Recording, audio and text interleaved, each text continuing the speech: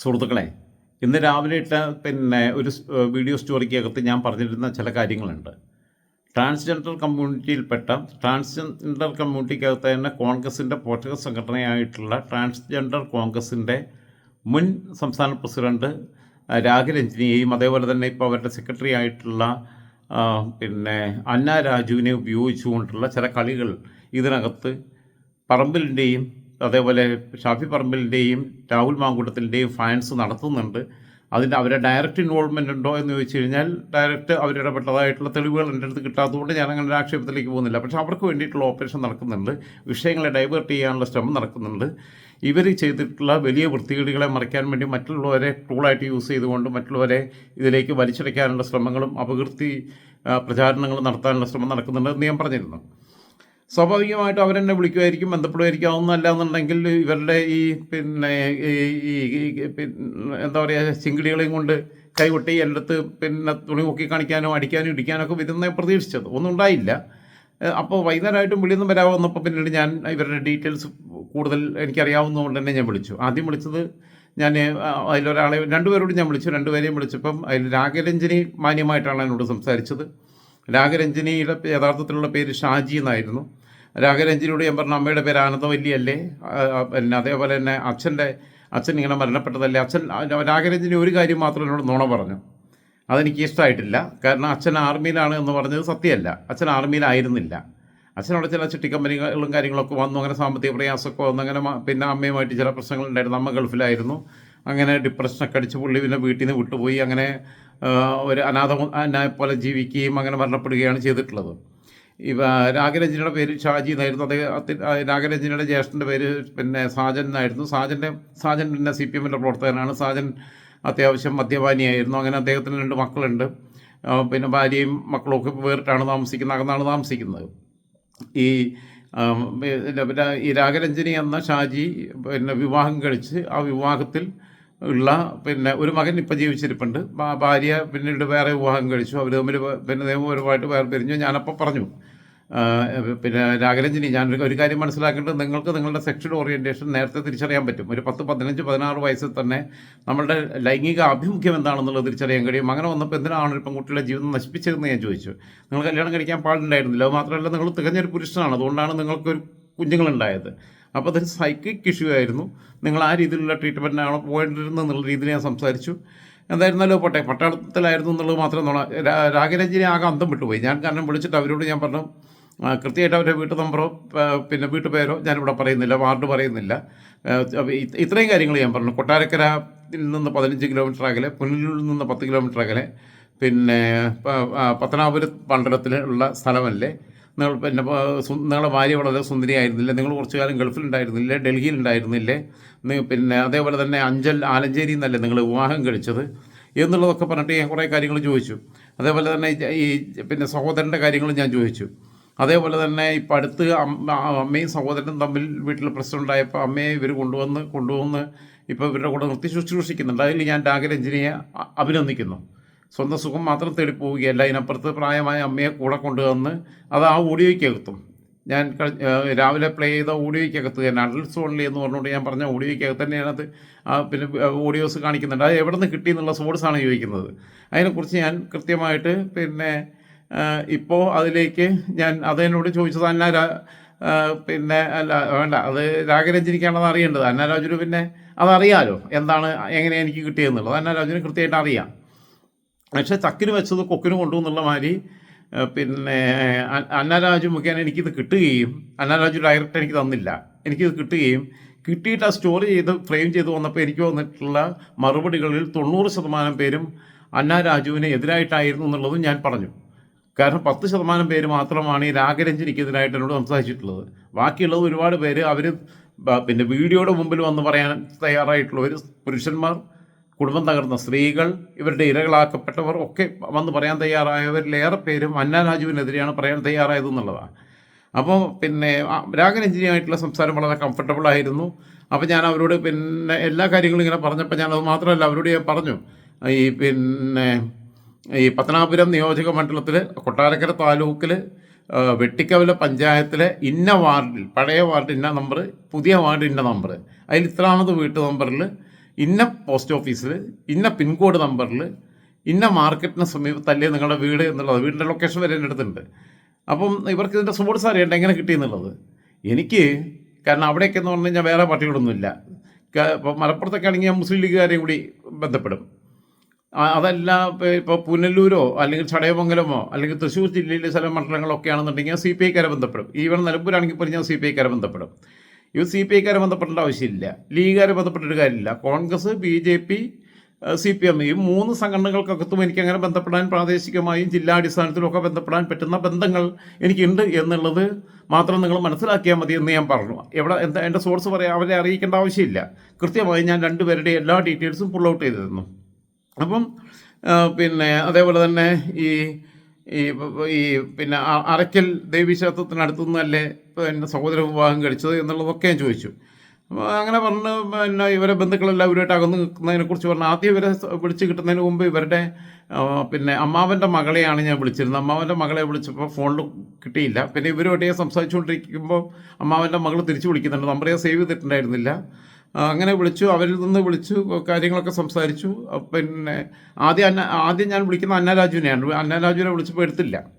പിന്നീട് ഞാൻ ഈ ഷാജി എന്ന പിന്നെ എന്താണ് നാഗരഞ്ജിനിയെ വിളിച്ച് സംസാരിച്ച ശേഷം ഇപ്പോൾ ഞാൻ പറഞ്ഞു, സാറിൻ്റെ വിഷയത്തിൽ നിങ്ങൾ ചെയ്ത് തെറ്റായില്ലേ, അവന്തികയുടെ വിഷയത്തിൽ നിങ്ങൾ വേറെ നിലപാടല്ലേ എടുത്തത്. അപ്പോൾ എന്നോട് പറഞ്ഞില്ല, അവന്തികയുടെ വിഷയത്തിൽ വേറെ നിലപാടൊന്നുമില്ല, അതിൽ ആ രാഹുൽ മാങ്കൂട്ടത്തിനെ ന്യായീകരിക്കുന്നില്ല എന്ന് തന്നെ പറഞ്ഞു. പക്ഷേ സരിൻ്റെ വിഷയത്തിൽ തെറ്റല്ല, സരിൻ എന്നെ അങ്ങനെ ഒരുമിച്ച് കഴിയുകയല്ലേ എന്നോട് ചോദിച്ചിട്ടുണ്ടെന്ന് പറഞ്ഞു. നമ്മൾ ചോദിച്ചതല്ലേ ഉള്ളൂ, മറ്റവൻ ഗർഭം കലക്കിയവനല്ലേ. അപ്പം അത് മാത്രമല്ല, വീട്ടിൽ ഇത്രയും സുന്ദരിയായ ഒരു ഭാര്യ സൗമ്യ കൂടെ ഉണ്ടാകുമ്പോൾ സരിന് അത്രയും ഗതികളുണ്ടോ എന്ന് വെച്ചപ്പോൾ ചേട്ടാ അങ്ങനെയല്ല, ഞങ്ങളടുത്തുള്ള വരുന്ന കസ്റ്റമേഴ്സിൽ പലരും അവരുടെ ഭാര്യമാർ വളരെ സുന്ദരിമാരായ ഭാര്യമാരുള്ള അവർ തന്നെയാണ് കൂടുതൽ കസ്റ്റമേഴ്സും വരുന്നത്.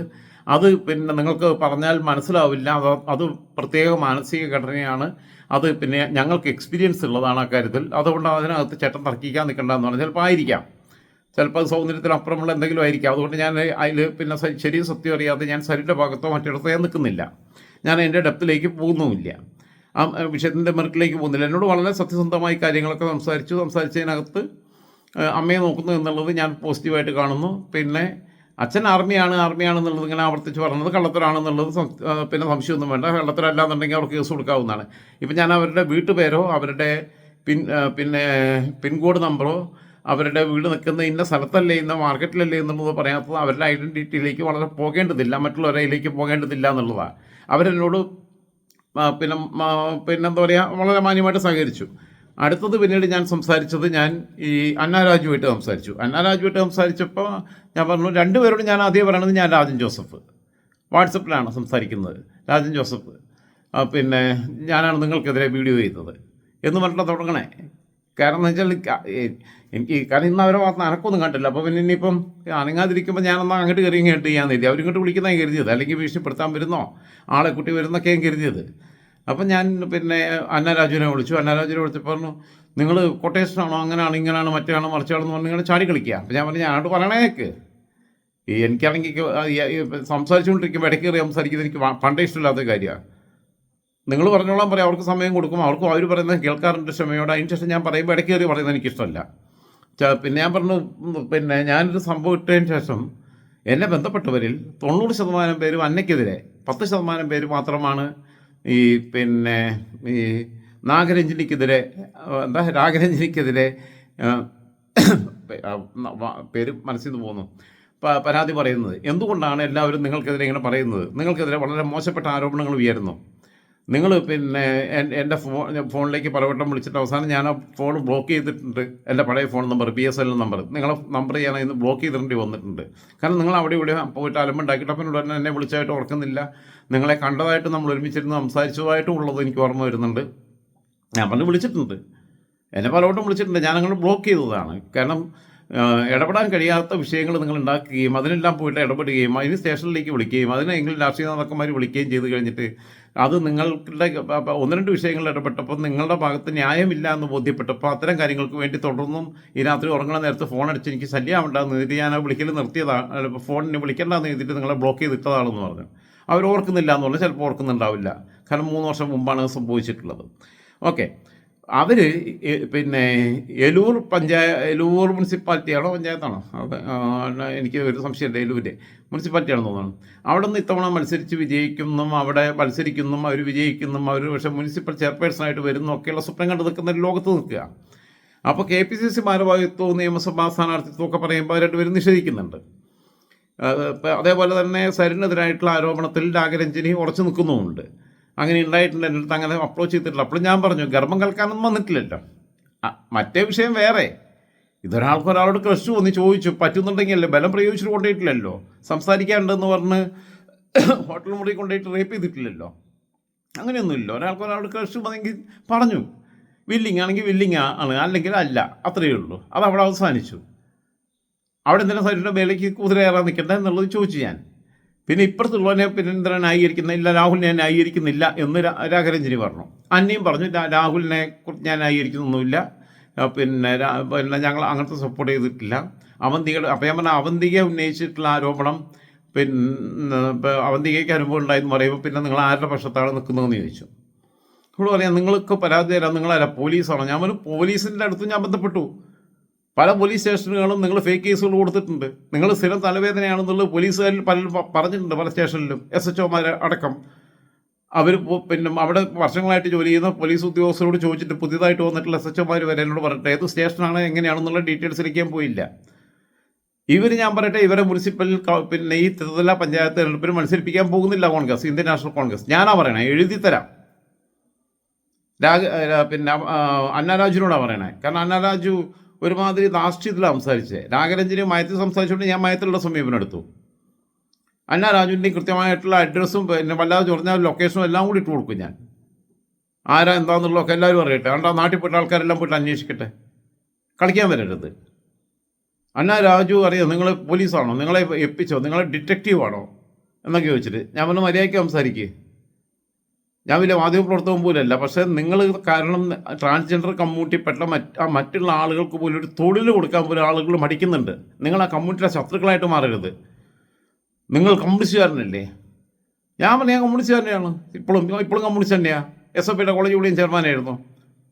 പക്ഷേ ഞാൻ പാർട്ടി വന്ന് 2006 പാർട്ടിയിൽ നിന്ന് വിട്ടതാ. 2012 കൂട്ടി പരിപൂർണമായിട്ട് ആ ബന്ധം വിച്ഛേദിച്ചതാണ് CPM ആയിട്ട്. ഒരു പാർട്ടിയിൽ ഇപ്പം നിലവിൽ അങ്ങല്ല. 2006 നിയമസഭാ തെരഞ്ഞെടുപ്പിൽ VS അച്യുതാനന്ദൻ മത്സരിക്കുന്ന നിയമസഭാ തെരഞ്ഞെടുപ്പിൽ വോട്ട് ചെയ്തതിന് ശേഷം, അദ്ദേഹം മുഖ്യമന്ത്രിയാവുന്ന ആ തെരഞ്ഞെടുപ്പിൽ വോട്ട് ചെയ്തതിന് ശേഷം ഞാൻ ഇന്ന് വരെ ഒരു പൊതു തെരഞ്ഞെടുപ്പിൽ ഒരു ലോക്സഭാ നിയമസഭാ തെരഞ്ഞെടുപ്പുകൾ വോട്ട് ചെയ്തിട്ടില്ല. അത് വലിയ കേമത്തരായിട്ട് പറയുകയല്ല, ആർക്കും വോട്ട് ചെയ്യാൻ എനിക്ക് തോന്നിയിട്ടില്ല, അതുകൊണ്ടാണ് ചെയ്യാത്തത്. എന്നുകൊണ്ട് 2026 ചെയ്യണോ ചെയ്യേണ്ടതില്ലേ എന്ന് ഞാൻ തീരുമാനിച്ചിട്ടുമില്ല. എൻ്റെ നാട്ടുകാരെന്നെ ഞാൻ അവിടുന്ന് താമസം മാറ്റിയിട്ട് 3 പാർട്ടിക്കാരും എന്നെ വോട്ടേഴ്സ് ലിസ്റ്റിൽ നിന്ന് പേര് വെട്ടാൻ വേണ്ടി പറഞ്ഞിട്ടുമില്ല. പറഞ്ഞു കഴിഞ്ഞാൽ ഞാനിപ്പോൾ ഇവിടെ താമസിക്കുന്നിടത്ത് ഇത്രയും കാലമായിട്ട് താമസിക്കുന്നുണ്ട്, വാടക രേഖയിട്ട് കാര്യങ്ങളുടെ ഇവിടെ എനിക്ക് വോട്ട് ചേർക്കും. വോട്ട് ചെയ്യാൻ എനിക്ക് തോന്നിയാൽ ചെയ്യാൻ വേണ്ടിയിട്ട് ഓട്ടോവാച്ച് ഞാൻ നിലനിർത്തും, അത്രയേ ഉള്ളൂ. അപ്പോൾ അവർ ഏലൂർ മുനിസിപ്പാലിറ്റിയുടെ പിന്നെ പിന്നെ കൗൺസിലിലേക്ക് സ്ഥാനാർത്ഥി പോലും ആവില്ല എന്ന് നിലവിലെ സാഹചര്യത്തിൽ ഈ അഹങ്കാരം കുറച്ചിട്ടില്ലെങ്കിൽ ഞാൻ അന്നാരാജുവിനോട് കോൺഗ്രസ്സുകാരനല്ലാത്ത, ഒരു പാർട്ടിയിലും അംഗമല്ലാത്ത, ഒരു സാധാരണക്കാരനായ, വോട്ട് ചെയ്യാൻ പോകാത്ത ഞാൻ ഉറപ്പിച്ചിപ്പോൾ പറയുക ഇപ്പോഴത്തെ സാഹചര്യത്തിൽ. അതല്ലെങ്കിൽ ഈ പണിയോട് നിർത്തണം. എന്നെ മറികടന്ന് ട്രാൻസ്ജെൻഡർ കോൺഗ്രസിൻ്റെ സംഘടനാ സെക്രട്ടറിയും ബാക്കിയുള്ളതൊക്കെയാണല്ലോ. ഒരാൾ മുൻ പ്രസിഡൻ്റാണല്ലോ. പിന്നെ വേറൊരുത്തും കൂടി ഉണ്ട്, എന്താ അരുണിമയുടെ കാര്യം ഇതിനിടയ്ക്ക് പരാമർശിച്ചു സംസാരിച്ചപ്പോൾ. അരുണിമയുടെ നമ്പർ തരാൻ പറഞ്ഞിട്ടുണ്ടല്ലോ ഒരാളോട്. ഞാൻ വിളിച്ച് സംസാരിക്കും. ഫേക്കായിട്ടുള്ള ആൾക്കാർക്കെതിരെ ഫൈറ്റ് നടത്തുക എന്ന് പറഞ്ഞാൽ നടത്തുക തന്നെ ചെയ്യുക. അവിടെ എന്നെ പിന്നെ ഞെട്ടിക്കാൻ വരണ്ട. ട്രാൻസ്ജെൻഡർ കമ്മ്യൂണിറ്റിപ്പെട്ട എൻ്റെ സഹോദരങ്ങൾ മനസ്സിലാക്കണം, സഹോദരന്മാർ, ഏതാണ് ഏതായാലും പെണ്ണാണായിട്ട് ലിംഗമാറ്റ ശസ്ത്രക്രിയ നടത്തിയവരാണെങ്കിലും ആരാണെങ്കിലും അതിലെത്രയോ മാന്യമായി ജീവിക്കുന്നവരുണ്ട്. അവിടെ കൂടി അപവാദമാണ് നിങ്ങൾ കാരണം.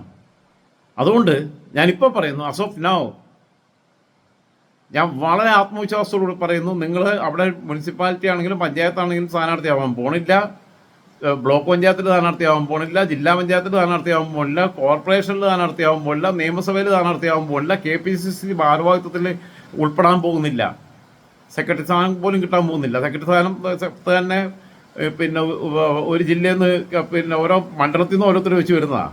ജനറൽ സെക്രട്ടറി സ്ഥാനത്ത് തന്നെ ഒരു ജില്ലയിൽ നിന്ന് 2-3 പേര് വരുന്നതാണ്. 150 പിന്നെ സെക്രട്ടറിമാരുണ്ടാവും, അതിലൊരാളാവാൻ പോലും പോകുന്നില്ല.